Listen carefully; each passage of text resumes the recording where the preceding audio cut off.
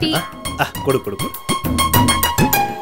என்ன மாமா, நானும் வந்ததுல இருந்து பாக்குறேன், கண்ணாடி முன்னாடி நின்னா உங்களுக்கு பொழுது போறதே தெரியாதா? இப்படி பாக்குறீங்க, இப்படி தடவுறீங்க, இப்படி இப்படி மீசையை தடவி முறுக்குறீங்க. எப்படியோ எங்க அக்காவை தான் கல்யாணம் பண்ணிட்டீங்கல்ல, அப்புறம் எதுக்கு இந்த பர்சனாலிட்டி டெவலப்மெண்ட்?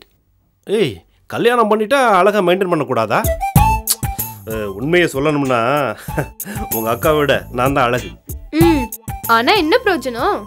தினமும் கண்ணாடியை பார்த்து தானே பொழுது ஓட்டுறீங்க.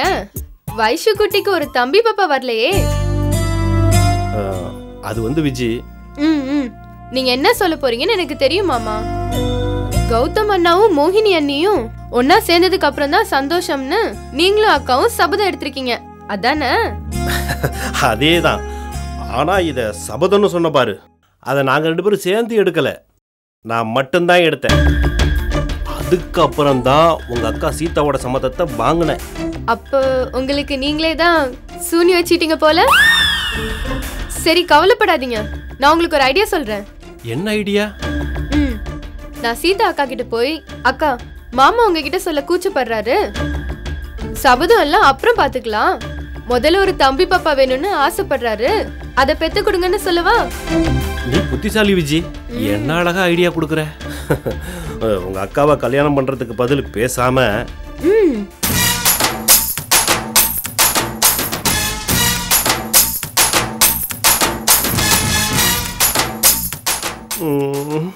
சொல்லுங்க ராமு சார், ஏன் நிறுத்திட்டீங்க? பேசாம அப்புறம் என்ன சொல்லுங்க? பேசாம கல்யாணம் பண்ணாமலே இருந்திருக்கலாம் அப்படின்னு சொன்னேன். இவ ஒரு ஐடியா சொன்னாலே அந்த மாதிரி நடக்க போறீங்களா? அதை எப்படி சீதா நான் கேட்பேன்? நான்லாம் கொள்கை வீரன், எடுத்த சபதத்தை எப்படி கைவிடுவேன்? ஏதோ விஜி விளையாட்டா சொன்னா நானும் கேட்டுக்கிட்டு இருந்தேன். கௌதம் மோகினியை சேர்த்து வச்ச பிறகுதான் எல்லாமே. நிஜமா தான் சொல்றீங்களா? நிஜமா தான் சொல்றேன் சீதா. என் பொண்டாட்டி எப்பேற்பட்ட அழகா இருந்தா தான் என்ன, நான் தடுமாறுவேனா? நீ வீரன் தாண்டா ராமு, வீரன். அதையே இப்படி தடுமாறி சொல்றீங்க? ஆபீஸ் போலாம் வாங்க, லேட் ஆகுது. வா போலாமே, போலாம் போலாம் போலாம். மாமா, என்ன விஜி? என்னது இது? அக்காவோட ஹேண்ட்பேக் எடுத்து நீங்க மாட்டிக்கிட்டீங்க. ஆமால்ல, இந்த பேக்குக்கு வாரு ஸ்ட்ராங்கா இருக்கான்னு பார்த்தேன். நல்லா ஸ்ட்ராங்கா இருக்கு. இந்த சீதா வா போலாம். ஏய், காலங்காத்தால ராமு சார் மறைய கழட்டி விட்டுட்டு ஏன் இப்படி சிரிக்கிற? வாங்க போலாம். வாங்க போகலாம். போங்க.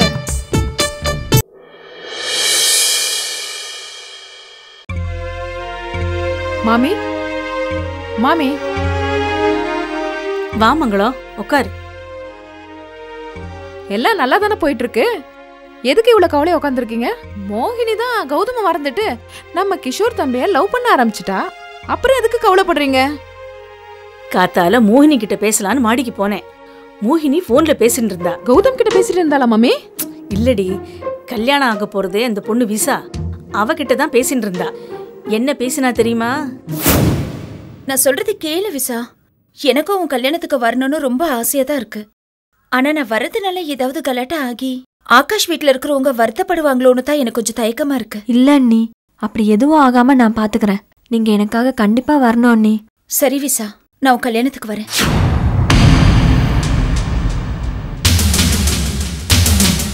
சரி, நீ இதே நினைச்சு கவலைப்பட்டு இருக்காத, ஹாப்பியா இரு, சரியா? அண்ணி, நீங்க கல்யாணத்துக்கு வரப்ப கௌதம் அண்ணா வந்து பேசினா தயவு செஞ்சு நல்லா பேசுங்க அண்ணி. இது என்னோட பர்சனல் ரிக்வெஸ்ட் அண்ணி. என் கல்யாணத்துக்கு நீங்க தர கிஃப்ட் இதுதான். நான் தான் சொல்றேன் விசா, நான் எந்த மன வருத்தமும் இல்லாம சந்தோஷமா உன் கல்யாணத்துக்கு வரேன். யாராவது வந்து என்கிட்ட பேசினா நானும் நல்லா பேசுவேன், சரியா? சரி விசா, நான் வச்சிடுறேன்.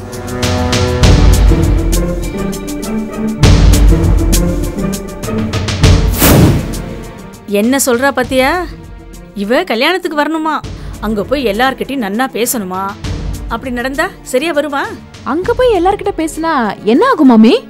என்ன ஆயிடுமா? என்ன அசமஞ்சமா இருக்கு நீ? அந்த கௌதம் மேல எந்த தப்பும் கிடையாது, அவன் நல்லவன் தான். இவதான் பித்துக்குளித்தனமா பேயா நடிச்சு அவளை பாடாப்படுத்தி உண்மை தெரிஞ்சதுக்கு அப்புறம் அங்க இருக்க பிடிக்காம இங்க ஓடி வந்துட்டா. இப்ப அவ அந்த கல்யாணத்துக்கு போய் எல்லார் கூடயும் பேசி அவள்லாம் மன்னிச்சு இவளை ஏத்துண்டானா? அப்புறம் அவ்வளோ ஆசைய மனசுல வச்சுட்டு இருக்கிற என் புள்ளையோட கதி என்ன ஆகும்? கவலைப்படாதீங்க மாமி. கல்யாணத்துக்கு போறதுக்கு முன்னாடியே மோகினி கௌதம மறந்துட்டு நம்ம கிஷோர் தம்பியே நினைச்சுக்கிட்டு இருக்கா மாதிரி நான் மோகினி மனச மாத்தி காட்டுறேன். ஏன் என் மேல உங்களுக்கு நம்பிக்கை இல்லையா? உன் மேல நம்பிக்கை இருக்குடி. இருந்தாலும் மோகினி அவ நாத்தனார் கல்யாணத்துக்கு போகாம இருக்க ஏதாவது செய்ய முடியுமான்னு யோசி. அவ்வளவுதானே மாமி. கல்யாணத்துக்கு போகாம நான் தடுக்கிறேன். ஒரு 1000 ரூபாய் எடுங்க. எதுக்குடி 1000 ரூபா? மோகினி படிச்ச பொண்ணு மாமி. ஒரு காஃபி ஷாப் அழைச்சிட்டு போய் தான் பேசணும். அங்க லேசா அப்படியே மியூசிக் கேட்டுட்டே இருப்போம். அப்படியே மனசும் அமைதியா இருக்கும். மனம் விட்டு பேசலாம். அப்படியே பேசி மனசை மாத்தி ஒரு புடவை கூட எடுத்து கொடுப்பேன். உங்க மருமகளுக்கு தானே செய்ய போறேன். எப்படியோ மோகினி அவாத்து கல்யாணத்துக்கு போக கூடாது, அவ்வளவுதான். இரு, பணம் எடுத்துட்டு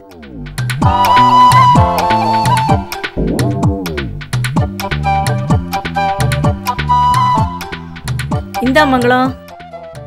இத பாரு, எல்லாம் நல்லபடியா நடக்கணும். கிஷோர் மோகினி கல்யாணம் மட்டும் நல்லபடியா நடந்ததுன்னு வச்சுக்கோ, நோக்கு 1 பவுன்ல செயின் செஞ்சு போடுறேன்.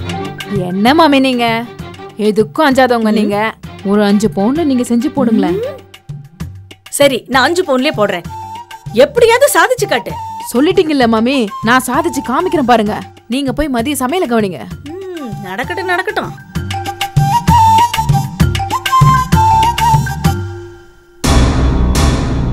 அக்கா. தம்பி ஒரு நிமிஷம். என்ன தம்பி? உங்ககிட்ட ஒரு விஷயம் பேசணும். சொல்லுங்க தம்பி, என்ன விஷயம்? ஏங்கா, கௌதம் என்ன ஆள் வச்சு அடிக்கல, நான் தான் அப்படி நடிச்சேன்னு உங்ககிட்ட சொன்னேனே, அது மோகினிக்கு தெரியாதுல்ல? நீங்க சொல்லல?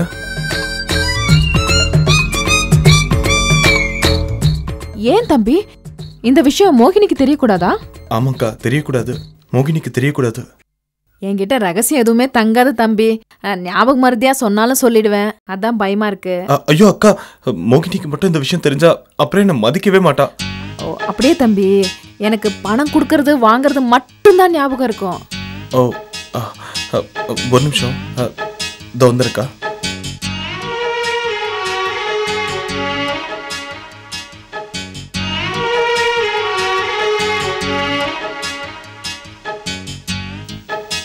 இந்தங்கா 500 ரூபா இருக்கு. இதோட நான் சொல்லக்கூடாதுன்னு சொன்னதையும் ஞாபகம் வச்சுக்கோங்க. அப்போ இன்னும் ஒரு 200 ரூபாய் சேர்த்து கொடுங்க தம்பி. எதுக்கா? மீட்டர் மேல போட்டு கொடுத்தா எந்த ஆட்டோக்காரனாவது கஸ்டமர் மறப்பானா? அதே மாதிரி தான் தம்பி இதுவும். நல்ல ஞாபகம் வச்சுக்கதான் அப்படி கேட்டேன். தப்பா எதுவும் நினைச்சுக்காதீங்க. இல்லக்கா, எங்க கல்யாணம் மட்டும் நடக்கட்டும். உங்களுக்கு நான் ஒரு பவுன் செயினே வாங்கி போடுறேன். நீ எதுக்கும் அஞ்சாதவன் தம்பி. 5 பவுனாவே வாங்கி கொடுப்ப. சரிங்கக்கா, வாங்கி தரேன்.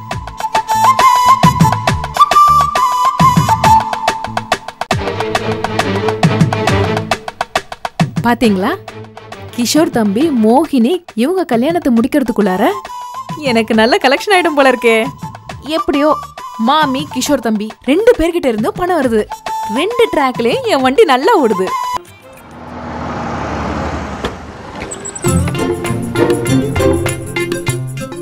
வா.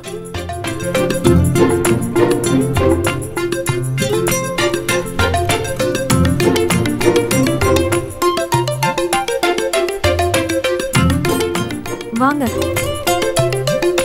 வாங்கம்மா. வாங்க சார். வாங்க சமந்தி. உட்காருங்க. உட்காருங்க. ஹாய் வைஷு குட்டி.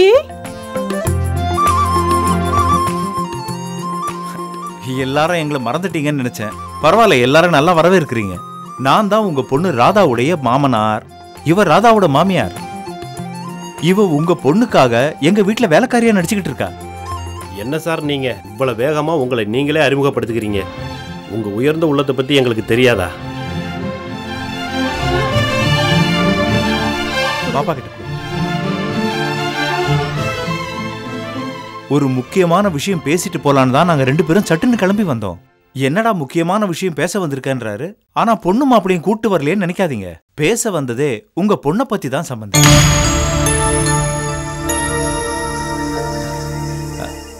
மா, நீ விஜி தானே? ஆமா மாமா. ஆமா, உங்க வீட்டுக்காரர் வந்திருக்காரா? அவரு ஆந்திரால இருக்காரு மாமா. அவர் வர வரைக்கும் இங்க தங்கிட்டு போலான்னு விஜி வந்திருக்கா. ஓஹோ. ஏங்க என்ன வளவளன்னு பேசிக்கிட்டு இருக்கீங்க? நேரா விஷயத்துக்கு வாங்க. உங்க பொண்ணு ராதா போட்ட கண்டிஷன் மாதிரி உலகத்துல எந்த பொண்ணும் கண்டிஷன் போட்டிருக்க மாட்டா. கல்யாணம் ஆகி போற வீடு மாமியார் நாத்தனார் இல்லாத வீடா இருக்கணுமா. என் பையன் ராஜேஷ் லவ் பண்ணதால என் பொண்டாட்டிய எங்க வீட்லயே வேலைக்காரியா நடிக்க வேண்டியிருக்கு. என் பொண்ண பக்கத்து வீட்டுக்காரியா நடின்னு கெஞ்சனா. ஒரே பையனாச்சேன்னு பாசத்துல இவ்வளவு நடிக்க ஒத்துக்கிட்டா. இதெல்லாம் தான் எங்களுக்கு தெரியுமே சம்மந்தி. இப்போ பிரச்சனை என்னன்னா, நானும் இவ்வளவு ஒன்னா ஹோட்டல்ல போய் உட்காந்து சாப்பிட்டத கல்யாணத்துக்கு முன்னாடியே உங்க பொண்ணு பாத்திருக்கா. கல்யாணமாகி வந்த உடனேயே என்ன கூப்பிட்டு என்ன கேட்டா தெரியுமா? என் மாமாவை சைட் அடிக்கிறியான்னு நங்கன தலையிலே கொட்டு வச்சுட்டாங்க. ஐயோ சம்மந்தி, அப்புறம் அப்புறம் என்ன, உங்க சம்மந்தி தலை புடைச்சு பணியார மாதிரி உப்பிருச்சு. சும்மா இருங்க. பையனுக்காக நடிக்க ஒத்துக்கிட்டது பெரிய தப்பா போச்சு. இவரை கவக்க பாக்குறானா? வேலைக்காரியா மட்டும் இரு, வீட்டுக்காரியாக பார்த்தேன்னா தோலை உரிச்சிருவேன்னு சொல்றா. இவன் நிலைமையை விட என் பொண்ணோட நிலைமை இன்னும் மோசம். பக்கத்து வீட்டுல ஆஸ்திரேலியாவுக்கு போயிட்டாங்க. என் பொண்ணு பேயிங் கெஸ்டா காலேஜ் முடியிற வரைக்கும் நம்ம வீட்டுல தங்கிக்குவான்னு உங்க பொண்ணு கிட்ட சொல்லிட்டோம். பக்கத்து வீடு பூட்டி இருக்கிறதுனால சந்தேகம் வரல, சரின்னு தலையாட்டிட்டா. பேயிங் கெஸ்டா இருக்கிறவங்க இப்படி இருக்கணும் அப்படி இருக்கணும்னு ஒரே கண்டிஷன். என் பொண்ணு சொந்த வீட்லயே ஜெயில் கைதி மாதிரி இருக்கா. எத்தனை நாளுங்க இப்படியே இருக்கிறது? இத பாருங்க, என்னால இனிமேல் நடிக்கவே முடியாதுங்க. எனக்கு வர கோவத்துக்கு எந்த நிமிஷம்னாலும் நான் நேரடியா உண்மையை சொல்லிடுவேன். மா இருமா, அவசரப்படாத. சம்மந்தி கிட்ட சொல்லிருக்கோம்ல, அவங்க இதுக்கு ஒரு வழி சொல்லுவாங்க. உண்மையை சொல்றேன் சார். உங்களை மாதிரி அப்பா அம்மா ராஜேஷுக்கு கிடைச்சதுக்கு அவன் புண்ணியம் பண்ணியிருக்கணும் சார். அவனுக்காக தான் தம்பி நான் இவ்வளவு நாள் பொறுத்துக்கிட்டேன். இப்ப கூட என்ன சொல்றான்னா, கொஞ்ச நாள் பொறுத்துக்கம்மா, அவ கன்சீவ் ஆயிட்டானா அவ அம்மா வீட்டுக்கு போயிடுவா, அப்புறம் நீயும் கொஞ்ச நாள் கொட்டு வாங்காம தப்பிக்கலான்னு சொல்றான். பாருங்க என் நிலைமை எப்படி இருக்குன்னு. இதெல்லாம் சரியா வராது தம்பி. இதோ பாருங்க, இதுக்கு ஒரே தீர்வு நீங்க எல்லாரும் சேர்ந்து ராதாவை திருத்துறது தான். கொஞ்சம் சொல்லி திருத்துங்க. மா அந்த வேலைக்காரி விஷயத்தை சொல்லுமா. அதை தானே சொல்லிக்கிட்டு இருக்கேன். அது இல்லம்மா, அந்த ஒரிஜினல் வேலைக்காரி சொன்னால அத சொல்லுமா. ஆமாங்க, அதை நான் மறந்தே போயிட்டேன். எங்க வீட்டுல வேலை செஞ்சால அந்த வேலைக்காரிய வழியில பார்த்தோம். அவ என்ன சொல்றா தெரியுமா? பர்மனண்டா உங்க வீட்டுல வேலைக்காரி ஆயிட்டீங்களா, நமக்கு சங்கம்லாம் இருக்கு, அதுல உறுப்பினர் ஆயிடுங்கன்னு நக்கலா பேசுறா. அப்புறம் கார்டு எடுக்காம வேலை செஞ்சா ஃபைன் போட்டுருவேன்னு சொல்றா. சம்பந்தி, இதெல்லாம் சொல்றதுக்கு தான் நாங்க வந்தோம். நாங்க கிளம்புறோம் சம்பந்தி. நாங்க வந்து இதெல்லாம் சொன்னதா உங்க பொண்ணுகிட்ட சொல்ல வேண்டாம்.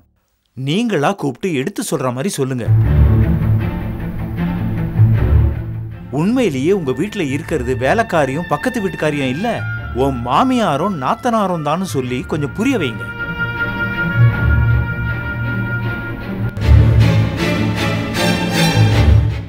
ஆமா சம்பந்தி, நான் ஒரு 5 நாள் டைம் தரேன், அதுக்குள்ள பேசிடுங்க.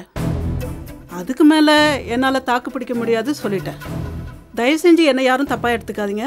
நான் வரேன். மா கார்ல உட்காருமா. சீக்கிரம் வாங்க. சம்பந்தி, அவ 5 நாள் சொல்லிட்டாளே, அதுக்குள்ள உங்க பொண்ணை கூப்பிட்டு எப்படி பேசுறதுன்னு கவலைப்படாதீங்க. கூட ஒரு நாள் கூட டைம் எடுத்துக்கங்க. கூப்பிட்டு பக்குவமா சொல்லுங்க. கூட ஒரு நாள் டைம் கொடுக்கதான் இவ்ளோ பில்டப் கொடுக்கறாரு இந்த மாமா. இன்னும் என்னங்க பண்றீங்க? சீக்கிரம் வாங்க. எப்படி கத்துறா பாருங்க. இவ வேலைக்காரியா நடிச்சா எனக்கு நல்லதுதான், என்ன பண்றது? ஆனா நடிப்பை வாபஸ் வாங்குறாங்கறால. சரி வரேன் சம்பந்தி. வாங்க. வரேன்ப்பா. கிளம்பலாமா? போலாம் வா.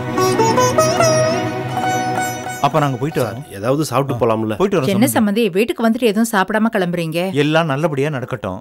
ஒரு நாள் வந்து விருந்து சாப்பாடே சாப்பிட்டு போறோம். வரேன் சம்பந்தி. வாமா. சரி சார்.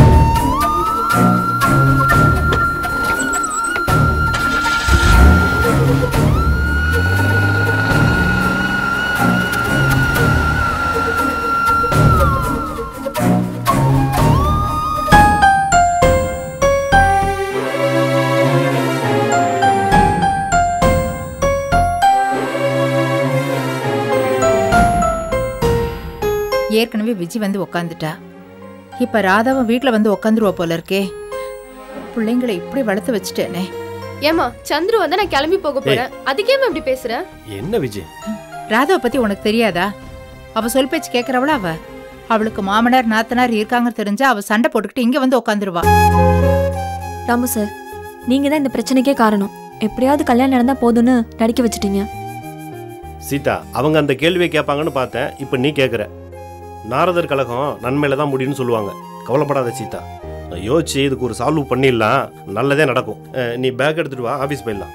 வர்றக்கா, வர்ற விஜய்.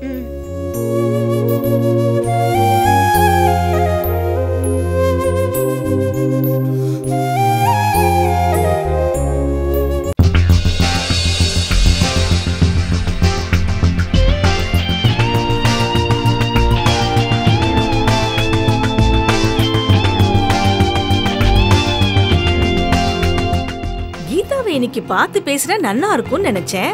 உடனே கண்ணில் பட்டாளே. நேக்கு நேரம் நன்னா இருக்கு போல் இருக்கு. இன்னைக்கு நான் இவகிட்ட பேசுற பேச்சுல சீக்கிரமே இவ கௌதம கல்யாணம் பண்ணிக்கணும். மோகினி இனி கௌதமுக்கு இல்லைன்னு நம்புற அளவுக்கு பேசணும். இதோ வரேன்டி வரேன். மாமி வருது. எப்படிடா இது வீட்டை தேடி கண்டுபிடிச்சு போய் பேசுறதுன்னு நினைச்சோம். அதுவே தானா வந்து என் கண்ணில் பட்டுருச்சு. அப்போ எனக்கு இப்ப நேரம் நல்லா இருக்கு. இன்னைக்கு போய் இப்ப பேசுற பேச்சுல மாமியோட புள்ள கிஷோருக்கு மோகினியை கல்யாணம் பண்ணி வச்சு என் ரூட்டை கிளியர் பண்ணிடணும். நான் கௌதம் அம்மாவை கல்யாணம் பண்ணிக்கணும். பிளவுஸ் தைக்க கொடுத்துருக்கேன், அதை வாங்கிட்டு வரேன்னு இறங்கி போனாங்க இந்த அத்தை. இன்னும் காணோம். ஆட்டோவை கொஞ்சம் தள்ளி நிறுத்திருக்கலாம் இந்த ஆட்டோக்காரர். அவரையும் காணோம்.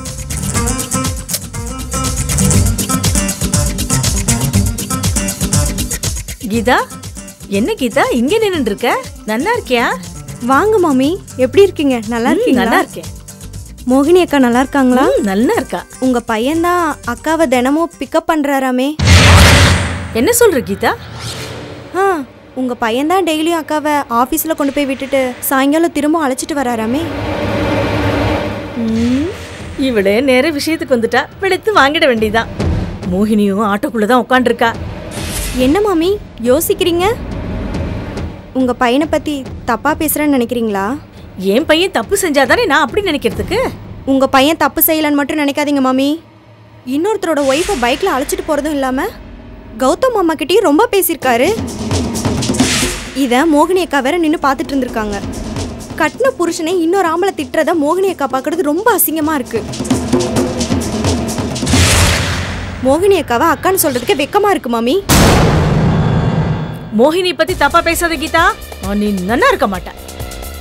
அவளை வச்சு வாழ தெரியாது உன் மாமாவோட தப்பு. இங்க பாருங்க மாமி, என் மாமாவை பத்தி தப்பா பேசாதீங்க. நீங்க நல்லாவே இருக்க மாட்டீங்க. என்னது? நான் எப்படி வேணா இருந்துட்டு போறேன். நீ ஏன் இப்ப இதெல்லாம் கேக்குற? ஏதோ பொண்டாட்டி கோச்சிட்டு போயிட்டா அப்படியே விட்டுருதா? அதுதான் புருஷ லட்சணமா? நான் என்ன நினைக்கிறேன்னா, நீ வந்துட்டியோனோ இனிமே மோகினி எதுக்குன்னு கௌதம் நினைச்சிட்டு இருப்பான் போல் இருக்கு. அவர் அப்படி நினைக்கிறாரோ இல்லையோ, மோகினி அக்கா ஒரு முடிவோட தான் இருக்காங்க போல. என்ன முடிவோடு இருக்கான்னு நீ கண்ட? உங்க பையனை கல்யாணம் பண்ணிக்கிற முடிவுல தான். வேற என்ன? நீ அது உத்தேசத்துல பேசுற.